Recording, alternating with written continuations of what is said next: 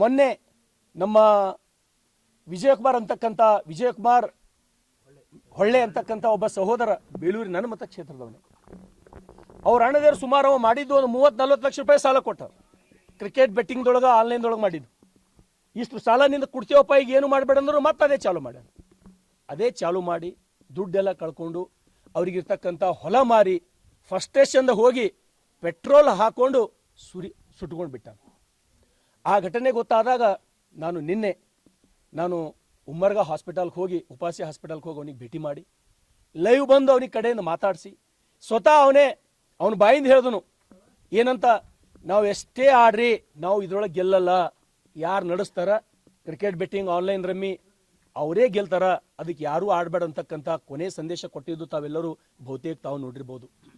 ನಾನು ಇದ್ರ ವಿರುದ್ಧ ಹೋರಾಟವನ್ನು ಪ್ರಾರಂಭ ಮಾಡಿದ್ದೇನೆ. ನನಗೆ ಈಗಾಗಲೇ ಗೊತ್ತಾಗಿದೆ ತೆಲಂಗಾಣ ರಾಜ್ಯದಲ್ಲಿ ಈ ಆನ್ಲೈನ್ ರಮ್ಮಿ ಬಹುತೇಕ ಬ್ಯಾನ್ ಅದ ಅಂತೇಳಿ ಹೇಳ್ತಾರೆ. ಅಧಿಕೃತವಾಗಿ ನನಗೆ ಗೊತ್ತಿಲ್ಲ, ನಾನು ಯಾರೋ ಹೇಳಿದ್ದು ಕೇಳೀನಿ.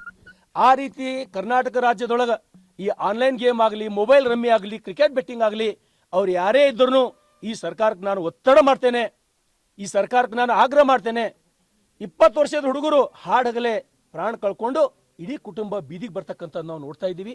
ಆದ್ರೂ ಕೂಡ ಸರ್ಕಾರ ಕಣ್ಣು ಮುಚ್ಕೊಂಡು ಕುಂತಿದ್ದು ನಮ್ಮೆಲ್ಲರದು ದುರ್ಭಾಗ್ಯ ಅಂತೇಳಿ ನನಗೆ ಅನಿಸ್ತದೆ. ಹಾಗಾಗಿ ಈಗ ಬರ್ತಕ್ಕಂಥ ಮಾರ್ಚ್ನಲ್ಲಿ ನಡೀತಕ್ಕಂಥ ಅಧಿವೇಶನದೊಳಗಾಗಿ ಸರ್ಕಾರ ಕಣ್ಣು ತೆರೆದು ಇದಕ್ಕೇನಾದರೂ ಕಡಿವಾಣ ಹಾಕಿ ಇದು ಬ್ಯಾನ್ ಮಾಡ್ತಕ್ಕಂಥ ನಿಟ್ಟಿನಲ್ಲಿ ಏನಾದರೂ ಪ್ರಯತ್ನ ಒಂದು ವೇಳೆ ಮಾಡದೇ ಇದ್ರೆ ಮತ್ತೆ ನಾವೆಲ್ಲರೂ ಸೇರಿ ನಮ್ಮ ರಾಜ್ಯದ ನಾಯಕರ ನೇತೃತ್ವದೊಳಗೆ ಬರ್ತಕ್ಕಂಥ ಅಧಿವೇಶನದೊಳಗೆ ಇದ್ರ ಗಂಭೀರ ಅಂತ ಹೇಳಿ ಪರಿಗಣನೆ ಮಾಡಿ ಇದು ಬ್ಯಾನ್ ಆಗ್ಬೇಕಂತ ಹೇಳಿ ಈ ನಾಡಿನ ಯುವಕರಿಗಾಗಿ ನಾನು ಪ್ರಯತ್ನ ಮಾಡ್ತೇನೆ.